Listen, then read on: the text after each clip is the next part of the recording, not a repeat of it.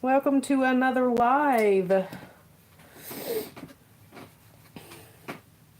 Don't mind me just fixing my hair here for a second. Tends to fall. I decided to get on a live today because I haven't posted any videos, and seems like that's always the story, but the last 2 weeks we've been sick. And to be honest with you, I've not had the energy to film and or edit any videos or even come on live. So it's been a long time no see or conversation. Been probably a long time no see for you all, long time no conversation for me. So if anybody comes on live today, we can chit chat about what's been going on. We've had a new addition to the farm. What else has happened? It has turned into a total mud hole at the farm. And we have gotten nothing but rain. Up north, everybody's getting snow and we're getting rain. So the sad but unfortunate truth, it's a day late and a dollar short. We needed the rain back in garden season when we were in a complete drought. We needed it then. Now it's a wee bit late, but here we are. So that's what we got to deal with. Everything is growing and getting so big, and I know a lot of you all, some of you all maybe have seen us welcome quail to the farm in October. They should start laying within the next couple weeks. They're 7 weeks old. I think yesterday. They're to the age where we can tell male and female, obviously. Unfortunately, the odds were not in our favor. And we have more males than we have females. I think I've only got 4 females out of 10. So the odds definitely were not in our favor. But it is what it is. And so I'm on the hunt to find some more female quail in our area. And maybe, hello, how are you? And maybe move on some others. Everybody that's popping on, if you would please just double tap the screen. That will like this video. I would appreciate it. If you haven't subscribed already, please subscribe. We are a farming homesteading channel. We show our daily life, do informational videos including raising rabbits, raising chickens, raising quail. How was your day? Wonderful. It was decent. We're sick right now, so not fantastic. Could have been better, but it's okay. I appreciate you asking, though. But also, while people are hopping on, I ask you all to be respectful of this channel. We are a family channel, so if you cannot be respectful, I'll have to block you. So I appreciate it. Hello, how are you? Everybody that's popping on. We've had a few more pop on, so I'm just going to ask you all if you would please double tap the screen. That will like this video. If you haven't subscribed, please subscribe. And for those of you who are just popping on, we are a farming, homesteading channel. We're a family channel, and we raise our own food. Thank you for liking. I appreciate it so much. I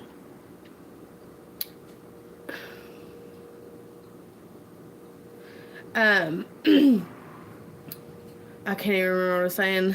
And so our channel is based... Hey!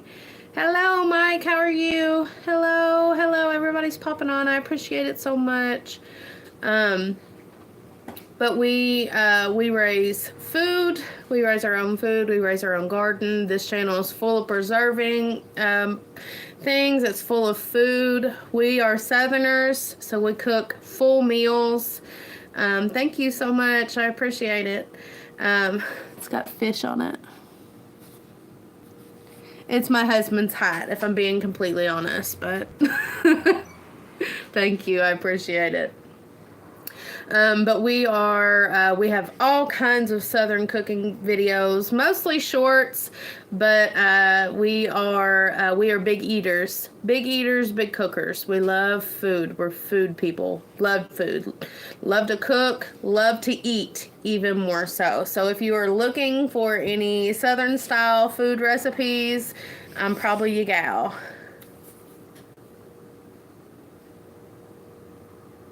Do you sell animals? Yes, I do. We raise and sell for the most part um, as an income for the farm. So we are almost completely um, to the point where we can stay home, stay on the farm and stay home majority of the time, and that is due to animal sales. So we raise and sell a variety of different animals that we personally raise on the farm, along with them becoming or able to become a food source. We also raise pedigreed animals.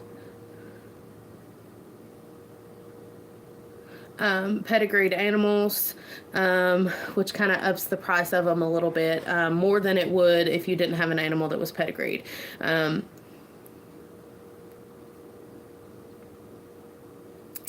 We love it. We love being able to raise our child on the farm. I have not.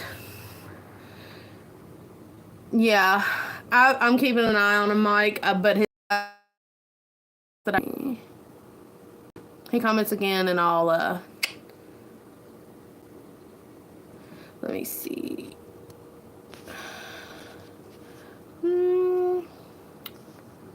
Sorry guys, I hate to interrupt because of rude people, but here we are. I love living on the farm. I love farm life. No, I was not. I'm not military. Neither was my husband. We have very close friends and family members that were.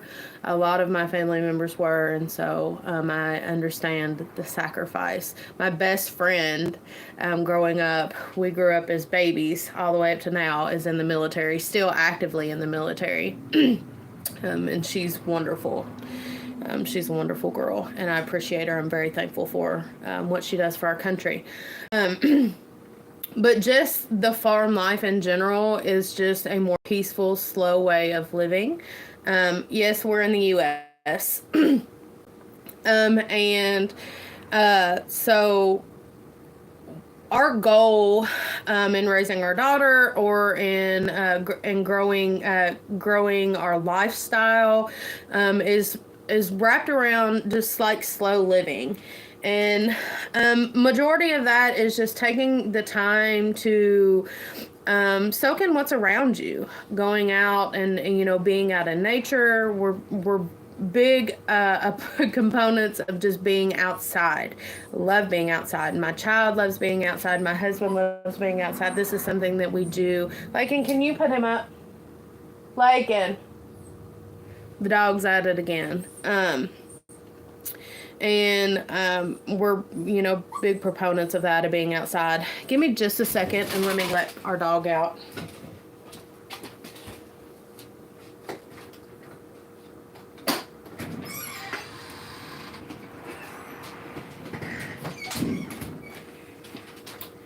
I'm sorry, he rudely interrupts very often.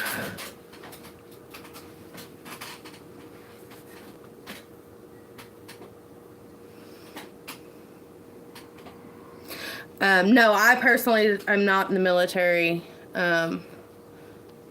Neither is my husband. I think you might have misunderstood. I'm not. I was talking about a friend and family members who are.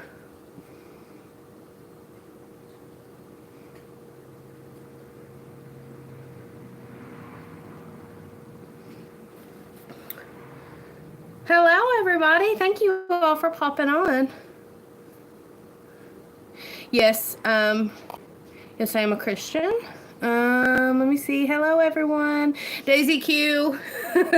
Thank you so much. I appreciate it. No, I'm not cut out for military, mostly because I'm a homebody. I love being home. I love being with my family, and my husband is the same way. Neither one of us are. We like being surrounded by our mountain home, and so that's what we do. We stay home. But yeah, I was talking about. Let me see, Daisy Key. You asked, do you think we always can slow down on growing food? Yeah, I don't I don't think unless something like physically forces us to slow down, I hope that we never will. Um, Even if it's like embedded in our DNA, especially my husband's. Like the need for him to like go and hunt food is so strongly embedded in him. Not necessarily even the gardening. He loves to garden, and I feel like that's such a Southern thing. Like I feel like to have a man, to have a husband that loves gardening, even like flowers. He loves just gardening, but he loves raising food. He loves growing a garden and things like that. But it is so deeply embedded in him to like hunt for food and to raise food because that's how he was raised. That I hope that we will never lose that. I hope we'll always have it. I hope we'll always you just have that like that need to do it, the want to do it. And I think that it comes down to a lot of that, like me, bringing up the want to do it. You really have to want to do it. You really have to want to, set other things aside. Like you're not going to be going on vacation, during the peak garden season. And if you do, you're going to miss out, and you're going to miss out. And so it's supposed to snow there. I think that we're supposed to get snow tonight, but we have been getting so much rain that it's so wet that snow's not going to make much of a difference. Our pastures are like swamp, and the areas where the animals travel are so muddy. My kids expected me to can for them. Hopefully Leica will learn so she can enjoy it. Well, see, my mother-in-law, I did all of her canning last year, so whatever she needed done, I did it. But I'm home and I can do it, so and I love making videos of it, so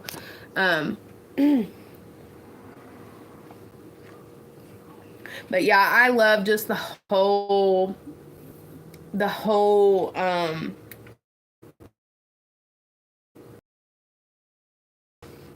lifestyle of raising animals, having a farm, raising food, growing food, preserving food, hunting for food. I love all of those things. I love every aspect of it. And we've passed that on to our child. She genuinely loves to hunt. She loves to hunt, and she begs to hunt, and I love it. I love everything about it. I love that she loves that. And it I love it. I love it so much. She actually went with her daddy yesterday. They were going to look at different areas, and I stayed in the truck because if you missed the beginning of the video, we have been sick. The whole house has been sick, and so we're trying to stay away from people. So what does that mean? We get to do things outside, but I was not feeling good last night, and so I stayed in the truck. I'm sorry. Cut out there. I never said anything to her, and I don't think my husband noticed, but she was so serious when she got out of the truck to go in this area where they were, looking to hunt. And it was so sweet to see it because she is not, she's in love with it, totally and completely in love with it. And I love everything about that. I love that for her. I love that she has it. And I love just watching her like enjoy it. I love to watch her love it.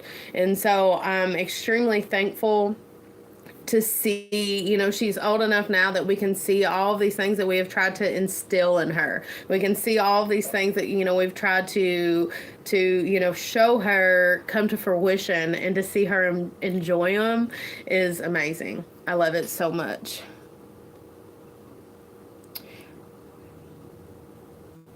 It's your birthday. Happy birthday, girlfriend.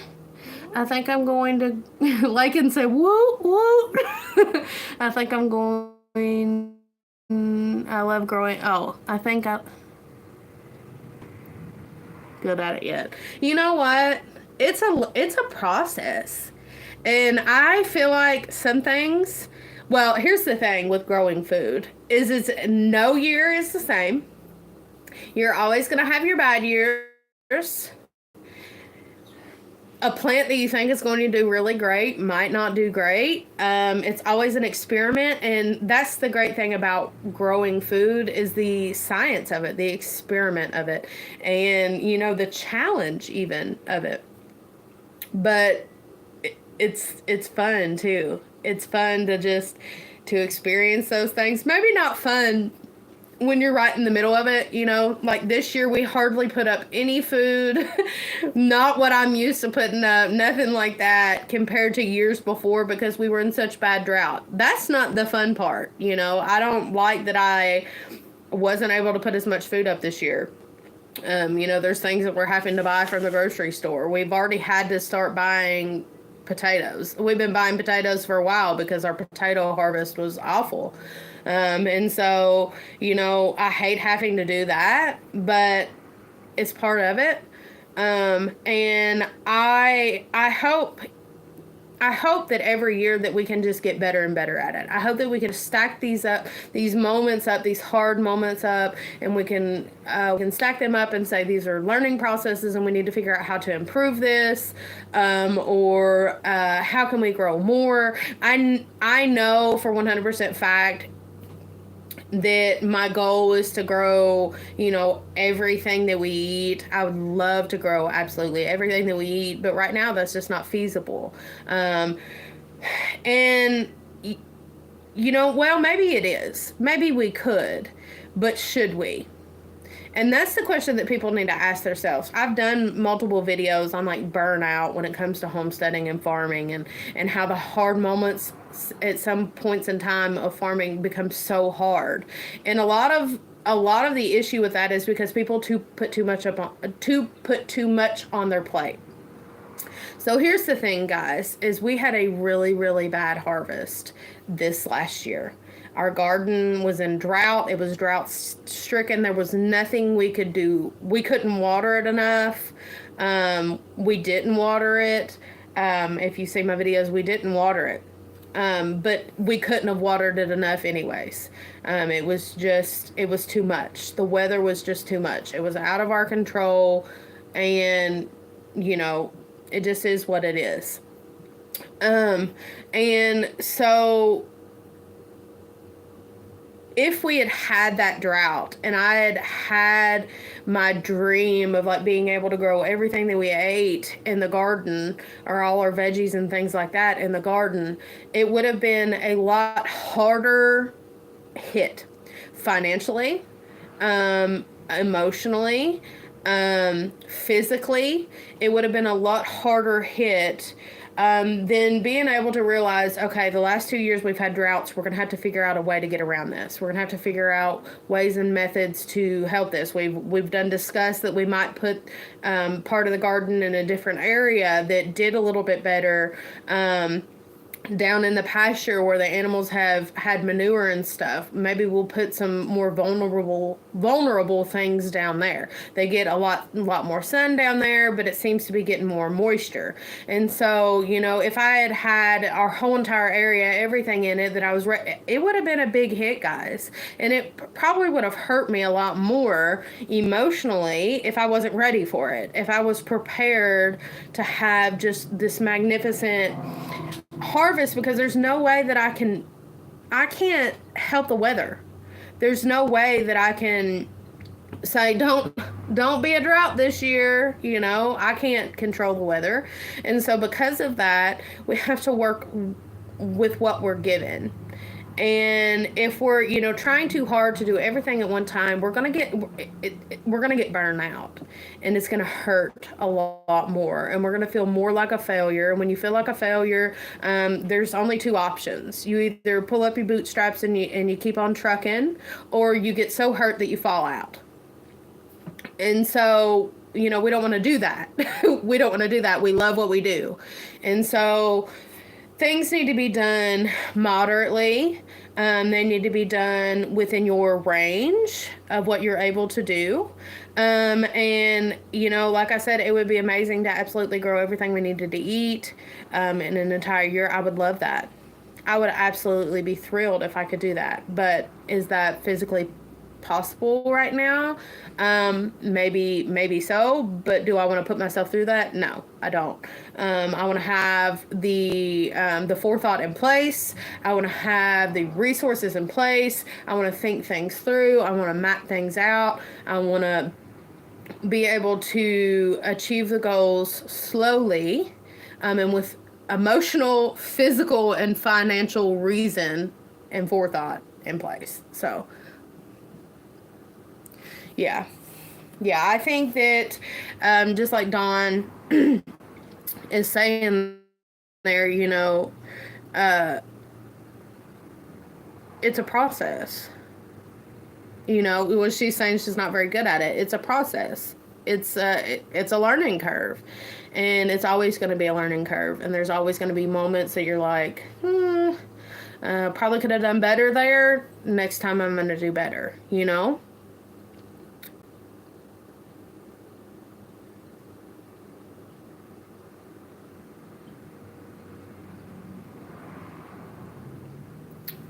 Mm.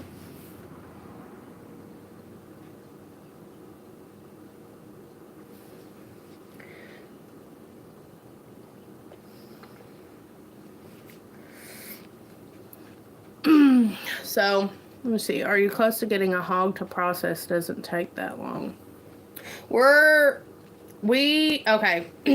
So our long-term goal is to raise a hog on our own. We want to, for those of you that are familiar with the farm, if you've watched our videos, there's a specific the length of our farm from one end to the other end on I don't know how wide it is, but on a significant piece of it is still wooded area. So our long-term goal is to be able to get a few hogs in there up close to the garden area. And our reasoning for that is to be able to throw garden scraps. We also throw chicken or kitchen scraps in that area as well. We also have our hunting dogs up there as well. And we have cleaned out a large area for our hunting dogs, but what our goal is to put hogs in there to clean it out. Here's the issue with that. Our farm, and I've talked about this so much, has live springs on it. And more than one, a lot. The whole area, we have live springs we don't even know about. So much so that earlier this year in the fall, we had just a massive hole, the front end of a truck, just pop up in our pasture. We had to fill it in. And so, we just get like sinkholes, but they're not, they're like literal holes in the ground because the ground stays moist due to these live springs. And so that specific area now, and some of you know as well, we did get a tractor this year. And that tractor is going to be a significant help in trying to get some hogs put in that area. So, but here's the issue. So I was talking about the live springs. Well, because of that, there is areas in the area we want to put the hogs in that has a spring running across. So that whole entire area that is actually forested there, and I don't know if I've ever shown it in a video. I think I have, but not like specifically named it. There is a stream running through there. And that is why all of our pastures, if you look at our pastures, the fits stop once we hit the trees. Well, the reason why they stop once we hit the trees is because the stream is right across from it. So our issue that we have right now is that we can't put any fencing up because the lot that the hogs are we're wanting to put the hogs in is got a stream running through it. So our issues are, one, water running through an area where the hogs are going to be. That's not the issue. Like you said, they're going to love the mud. It's going to be keeping them in. And so we're working on trying to clear this forested area out little by little. We've been working on it for years.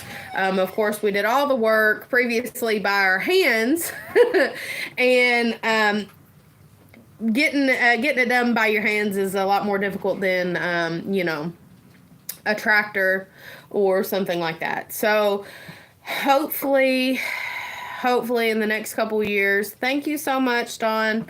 Hopefully in the next couple of years, we'll be able to figure out how to manage to get an electric fence up for hogs, because they need electric, in an area for them, so we can keep them cleaned out. But we want them to clean the forest out. So it needs to be maybe something that is movable. I'm not quite sure, but logistics are not logisticking. It's really not working out the way we would like to. So we might have to put them in a different area. But like I said, our goal is to use them to clean out the forest. So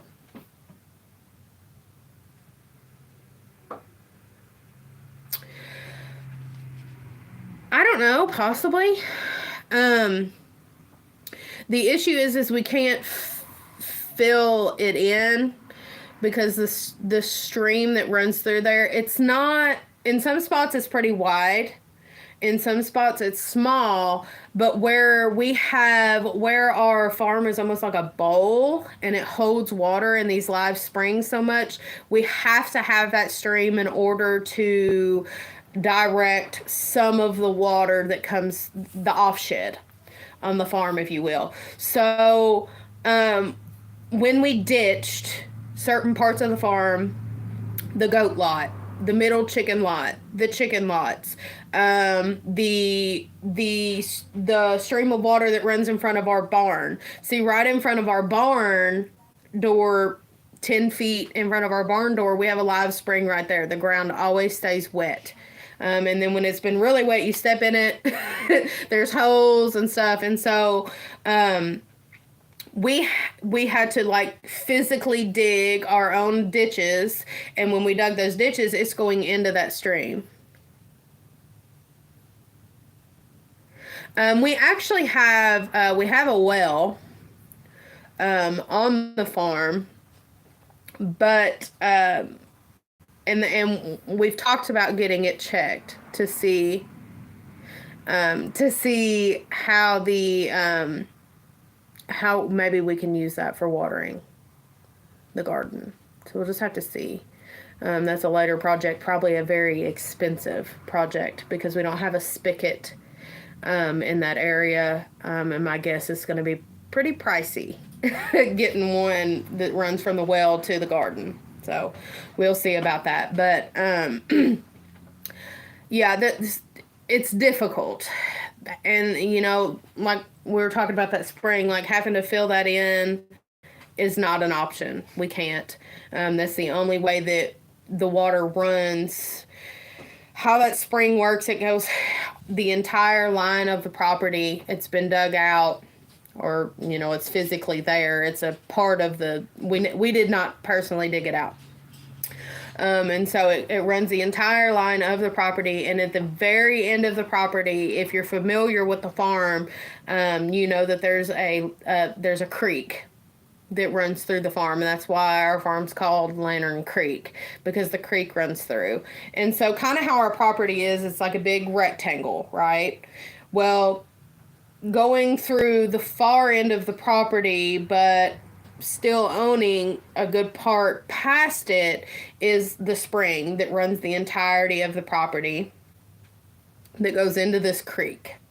And so how we have been able to offshed some of the water that sits on the property because of springs, because of rain wash up, because of things like that, we have ditched the different.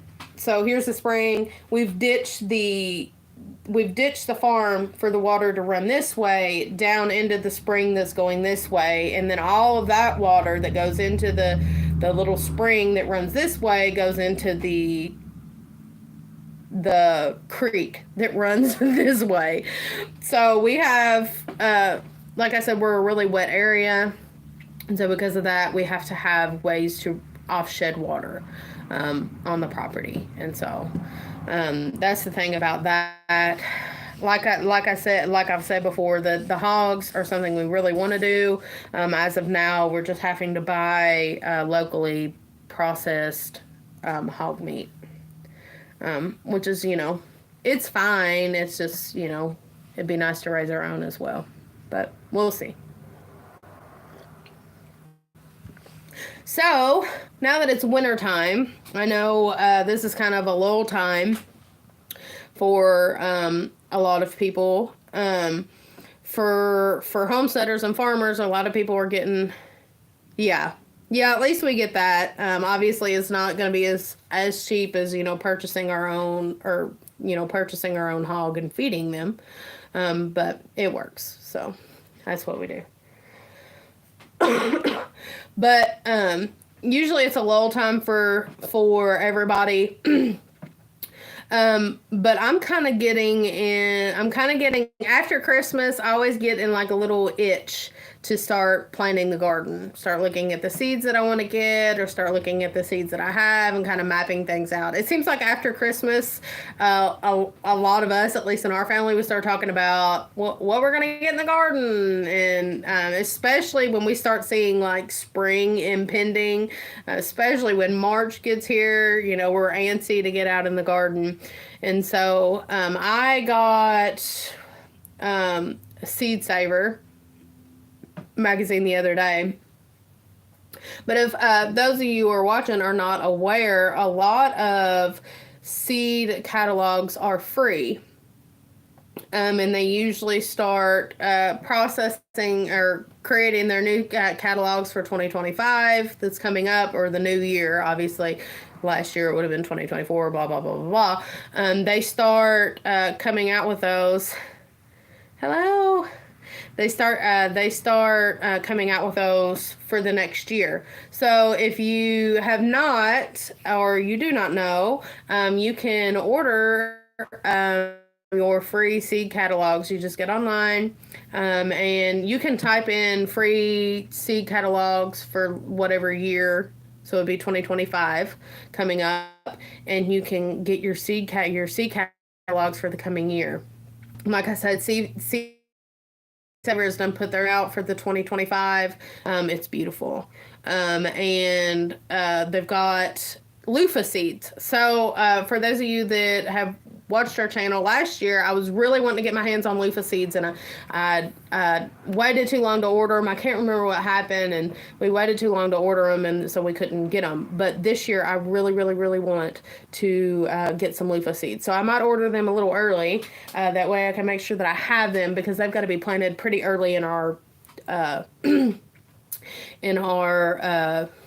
area. Along with that, I've thrown pumpkins all over the place, all over the farm. Last year, our pumpkin plants got destroyed by a late frost and chickens. Chickens and a late frost did my pumpkins in. And so hopefully this year I can maybe have pumpkins. If I'm thinking if I just like scatter them and then I just let nature do its thing, that hopefully one or two will survive. Well, at least two will survive so they can pollinate each other. So that we can get some pumpkins this year, because it was a hard fight last year. And I wish that we could have got some.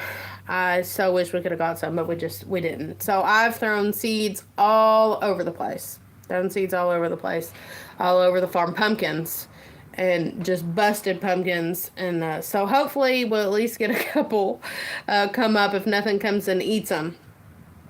But trying to think of what else plans are. I definitely, the Amish Pace is definitely going to be something we get this year. If we can't get a hold of the Amish Pace, then... Well, the chickens got into the plants last year, and they would... Well, in the spring, they got into our strawberries, and we unfortunately had ordered everbearing strawberries, but that's not what we got. The strawberries that we got were just, I don't know what you call it. I can't think of the name of it, where they just bear one time. And so that was pretty stinky, especially since the chickens got in them and ate a lot of them. And so we barely had enough for fresh eating. June bearing, yeah. We barely had enough for fresh eating. And so the chickens ruined that. And then they turned around and destroyed my pumpkins. Well, the frost got a hold of a few of them. And then they were eating all the bloom heads off of my pumpkin plants. And so I got so upset with them that I just gave up on them and I let them just have at it. And so the plants were like growing, but nothing was coming out of them. The chickens were like scratching them and using them for shade and eating the blooms off of them, and I let them have them. So definitely want to grow pumpkins this year. I have not. Our chickens are free range for the most part right now. They are not. In the wintertime, it's too wet right now. So they are up in the coop. And if you watch my last video, I did a farm chore video. We have our hunting dogs in there right now, our two puppies, with our livestock guardian dog, Katie. And they have got the run of the place right now, and so the chickens are up. Unfortunately, the older one, Tilly, she is not she's not a chicken runner, but poor little Seeker, he was like 9 weeks old. Well, no, he was like 9 weeks old, and he was in there just chewing all over my chickens. So a few of them got hurt. They're perfectly fine. They're doing great now. You can't even tell where they got hurt, but they're up from free ranging. Hopefully in the spring they will be back out free ranging, but honestly, in the wintertime they get fed in their coop. And so I do have 12 up and coming chickens. I have not even tried to sex them. I've not even tried to sex them, but I know I've got some roos in there just by the look, the coloring on them. So I will have, I think 12, I'll have 25 chickens. Hopefully in the spring, probably around May, the other 12 up and comings will be laying. So super excited about that. And then if you watched our farm chore video, Lakin got a silky Baney cross or a bantam if you're not from here. We call them Banies around here, but bantam. And it is the cutest thing you have ever did see in your life. It is it has got the cutest little hairdo. So we're super excited about it. And so we will have 25 chickens in the spring. If everybody makes it, which I expect everybody to make it, we'll have 25, I'm sorry. And so I'm super excited about that. We've never had a silkie on the farm. And so I'm thinking that we will probably have to maybe get some silkie friends for that silkie, because I don't think that it's going to do very well with my big Brahma chickens. I'm sure it's going to be too much. So um, maybe we'll have more. I don't know. We'll have to see. We'll have to see if we can get a hold of any Brahma hens in the spring. You hate silkies? Well, I would not even have a silkie, but kids. So poor babies are blind. No, if it starts walking around where it can't see, we're just gonna have to cut the feathers out of its face. I don't like a blind chicken either.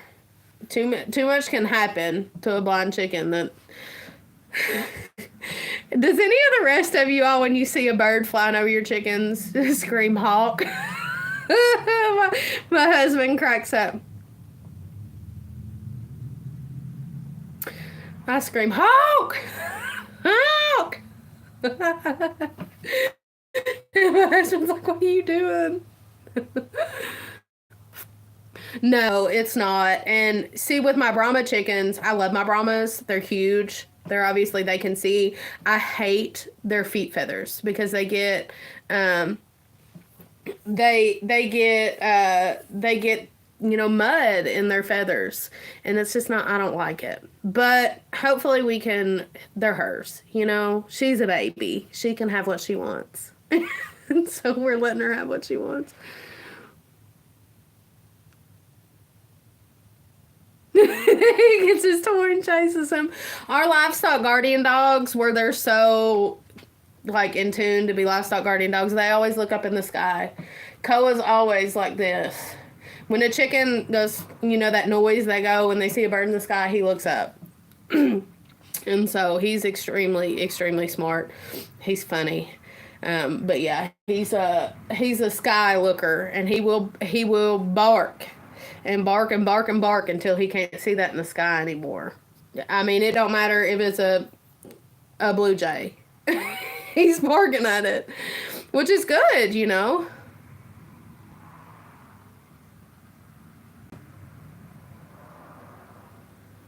Oh, really? I didn't know that. Yeah, Brahmas are dual purpose. I prefer, and I've talked about this before, raising meat chickens, and I don't judge anybody for the latter, but I prefer raising more of a dual purpose than raising specifically for meat, unless you're going to raise something like a Freedom Ranger. I'm just not a big fan of like the meat bird stuff. What are they called? Cornish hens. I'm not a fan of that. I'm not, and my reasoning for that is because I just feel like raising something. I've heard too many horror stories. My reason for it is just I've heard too many horror stories. Their legs break. They're like, I've watched videos of people like feeding them, and they're like, pecking at people's feet because they're like starved to death. And I don't know.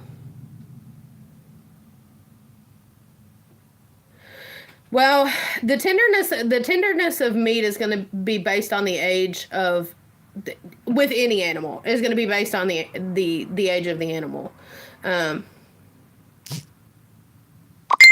uh, I and that goes for chickens, that goes for deer, that goes for rabbits, that goes for squirrel. Anything you eat is going to be based on the age of the animal. So, I don't know what the age for Brahmas are. It's a lot shorter for Cornish, but I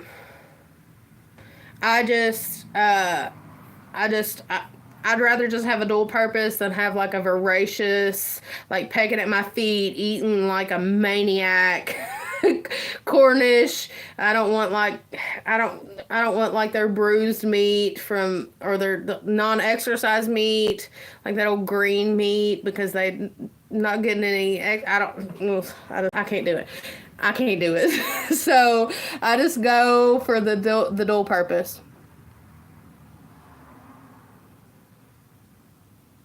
Yeah, see, he said 16 to 20 weeks for the Brahmas. Brahmas get big. They get very big, and because of that, like I was talking about, putting a silky in with my Brahmas would be too much. Um, and it's because they get big. The males get even large for even some of my Morans. That my male will start wearing on my Morans if I don't pay attention, and so I have to cut his spurs a lot. And things like that because he's very heavy. And so because of that, he can, cause some damage on my girls' backs if I'm not careful, or if I don't have enough hens in there. There's been times that I've been a little low on hens, and he'll rub he'll rub my hens. To say it in a polite way, he'll rub my hens too much. And so we have to watch, his spurs and stuff. But I like having, the Brahma. I like having the Brahmas. I love the Brahmas. Like I said, though, my only issue with the Brahmas is the feathers on their feet just getting dirty. And that's not necessarily a huge issue, but they get the eggs dirty.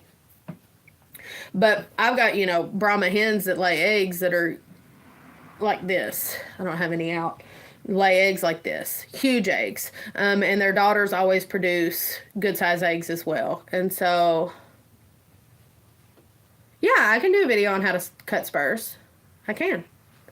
Yeah, I can do that. Maybe in the next couple days I'll try to do that. Oh yeah, you can cut spurs, and I don't completely recommend it if your birds are free range, but if they're not, there's no sense in them having spurs.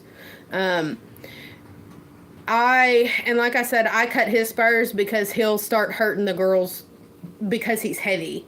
And he gets, pretty decent sized spurs on him as well. But they get decent sized spurs. Once you start cutting them, you really want to continue to cut them.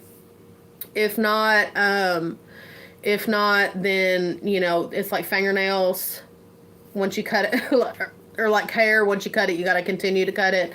But I only like twice a year. He probably only gets his spurs. If I decide to trim them, he probably only gets them cut like twice a year. And they're like fingernails, except we use, I use the same clippers that I use for my rabbits, but we've used anything like wire cutters. You can use wire cutters to cut them. But I will, if I remember, the birds are really muddy right now, but if I remember, if I can talk my husband into catching up a muddy bird while I video, we're sick right now. He's the last one to get it, so he's not feeling great. But maybe in the next couple days, Mike, I'll try to get out a video. No, scissors are probably not going to be... The spurs will probably break your scissors. It's not going to hurt the birds, but it's probably going to break your scissors. You're going to need something, like heavy duty, like wire cutters, like thick heavy duty wire cutters, not like a dollar store wire cutter, but like a thick heavy duty wire cutter, or nail trimmers that are kind of like that guillotine like nail trimmers that comes down on it. But yeah, I can do a video on cutting spurs, and like I said, unless your birds are free ranging, they don't really need them. And so we trim them mostly, like I said, because of the birds. He's a big guy, so pretty much, the only thing that can take him, no other bird is going to be bothering him. A ground bird, maybe like a hawk might come in and get him. Hey, Ark, how are you?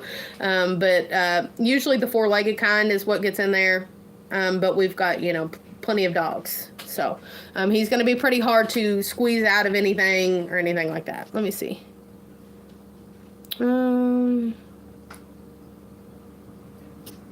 Okay. I feel like somebody asked me a question, though, and I didn't answer. Yeah, you definitely can cut spurs for 100%. and it's very simple. It's just a quick in there. You just got to watch for the quick like you would anything else. So, but they are like they're hard. They're a hard nail to cut, and depending on um,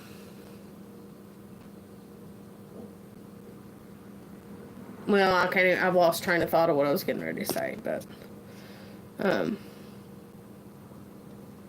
I think if you're like with him being a larger size, if you have a rooster and you have smaller hens, it's probably not a little bit nicer for your hens to have a rooster with his spurs cut, or just in general. If your bird is if your bird is not free range, if you've just got them in a coop, just cut their spurs.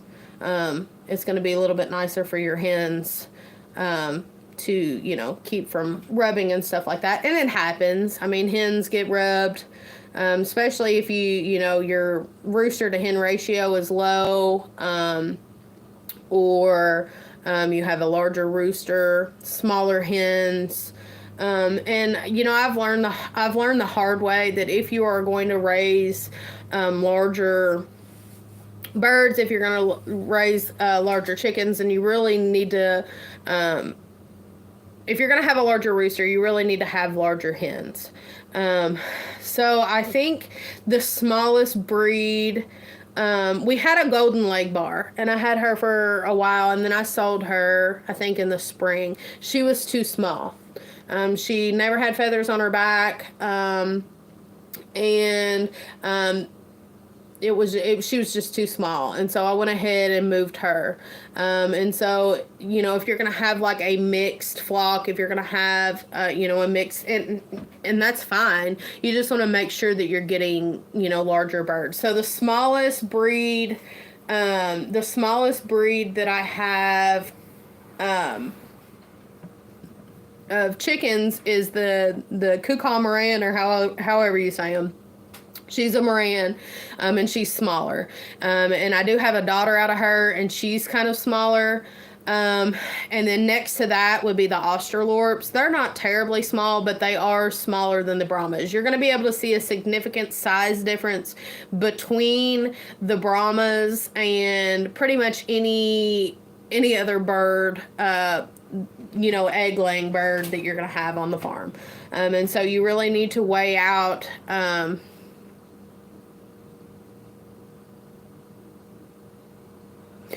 you really need to weigh out, not be getting too much smaller hens than your rooster.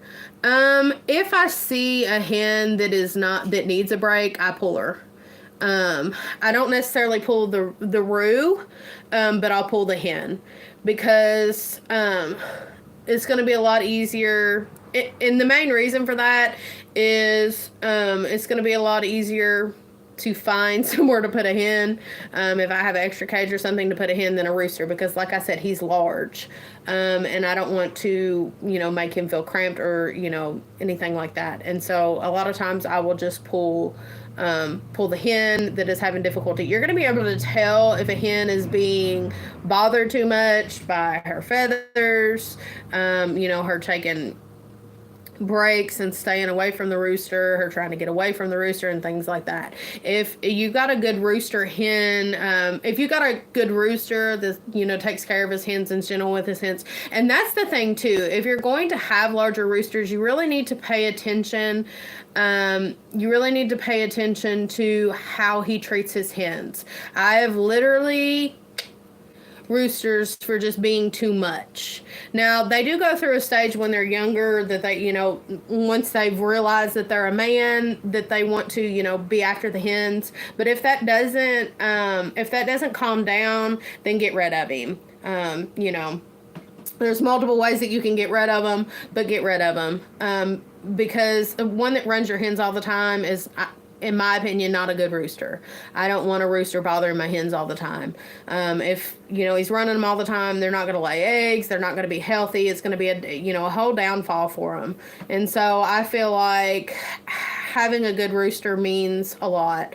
And so like I said, you really need to make sure that your hen size is comparable to your roosters. You want to make sure that your rooster is not too big for the particular hens that you have. If you have issues where your hens are too small and you don't really care for your rooster, then get a smaller rooster. If not, then get larger hens. And so, like I said, I've learned that the hard way.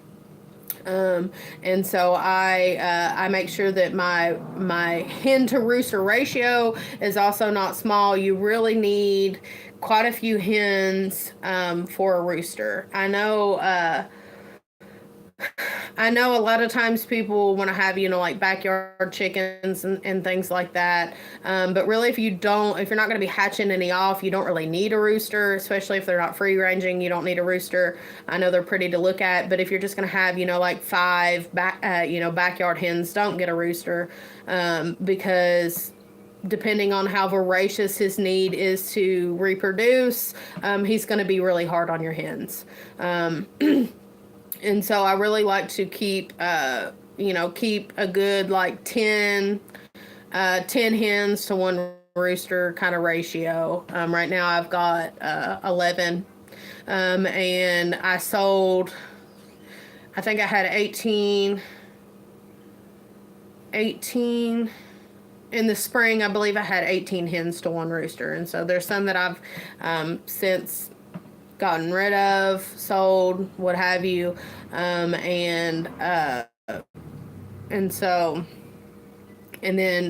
I have a rooster because we free range, because I hatch.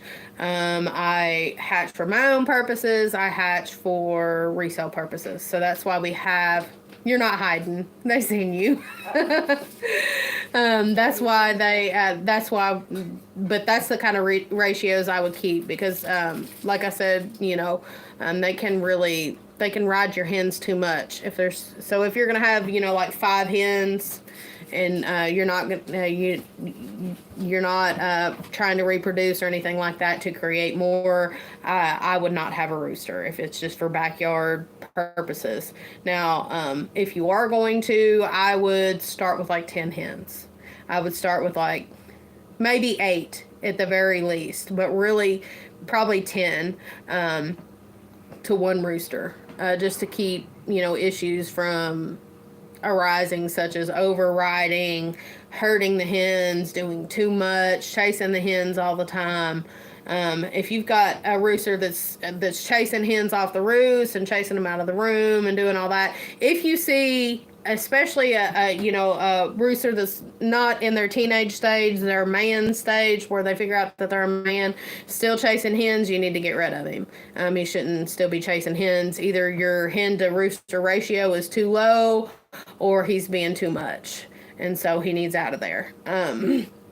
But otherwise, you can, like I said, you can give your rooster a break, or you can, give your hens a break. If he's got specific ones that he's just doing too much, you can pull them out or pull him out if it's easier to do it that way. So that's my opinion on the matter. My 2 cents that maybe nobody asked for, I don't know, but that's my rule. That's my rule of thumb, is to have 1 rooster to 10 hens if I can help it. And so I do try to help it if I can. And I have way more than that. So just depending on the time of year, we could have a lower than that. Usually we try to, get rid of the extras, process them or sell them or whatever needs done. So anyways, guys, I've been on here an hour and I'm starting to lose my voice, so I'm going to hop off here, but I appreciate everybody's hopped on. And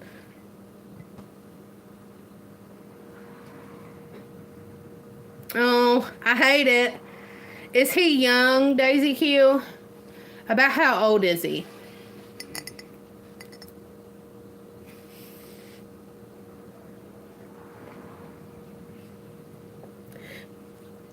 if he's younger and running your hens, then he might grow out of it. But usually I find that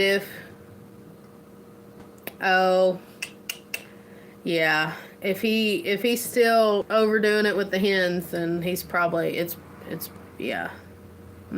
I hate that. It's part of it, though. You don't want to run your hens, into the ground. You don't want to, and that's the thing is I'm all about, like trying to do what's best for the animal. I think a lot of people, when they think of like homesteading and farming, they think of, how evil to raise that animal like that. But I've talked about on different moments in my videos, and I go against the grain when it comes to raising animals, especially, than what some might think about somebody that raises animals for homesteading purposes. But I don't run my animals into the ground. I try not to overbreed. I try not to make things harder on them. And so a lot of people come against me when it comes to rabbits. The way that I breed rabbits, that I give my does a break. I usually don't breed all my rabbits at one time, typically. That way that I can have babies at this time and babies at that time. I also don't breed my rabbits back to back for the same reason, because I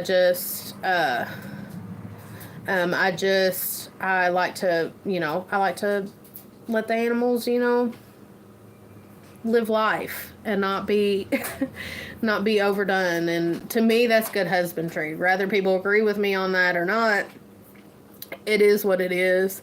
But I maybe get too attached. I don't know, but I feel that that there's always ways around overdoing it with your animals. And, it might take a little more work on your part to, prevent things from happening, so on and so forth. But it is what it is. And so I feel like if you're going to have an animal, then you need to do your research. You need to think of what's best for that animal. And you need to have good, clean husbandry. A lot of times you see people raising food and it's not clean. And if you can't keep the things that you're raising for food clean, then you're eating that uncleanliness, and that's nasty too. So it's just, I don't know. Like I said, I might do things a lot different than a lot of people, but I don't know. I've got different priorities, I guess. So, anyways. Thank you, Daisy Q. It's just years of experience, I guess. I don't know. Especially when it comes to chickens, we raise hundreds of chickens. We have raised hundreds of chickens. We raise, hundreds of chickens a year. So, I haven't seen everything. I'm sure of it. But I've seen a lot. So if that means anything, I've seen a lot. But guys, I appreciate everybody that's hung out, and I appreciate everybody watching. I appreciate everybody's prayers. If they pray, hopefully this old sickness will run through our family and we'll come out on the other side. I tell you what, though, it has kicked my hind end.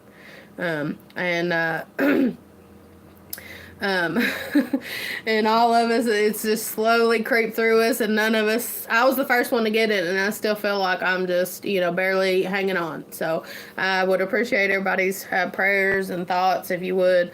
But thank you all so much, and I appreciate everybody that's hung out. If you haven't double tapped the screen yet to like the video, please do. If you're on here and you haven't subscribed, I ask you to please subscribe if you can, because I appreciate it. Thank you all so much, and we'll see you later. Bye.